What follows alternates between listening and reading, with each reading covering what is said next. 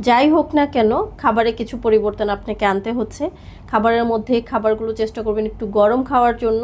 এই ক্ষেত্রে তরলটা একটু বেশি পরিমাণে বাড়িয়ে দিবেন। তরল খাবারগুলো একটু গরম খাওয়ার চেষ্টা করবেন। সেক্ষেত্রে স্যুপ খুবই উপকারী। মুরগির মাংসের যে পাতলা স্যুপগুলো হয়ে থাকে সেক্ষেত্রে অনেক উপকারী হয়ে থাকে।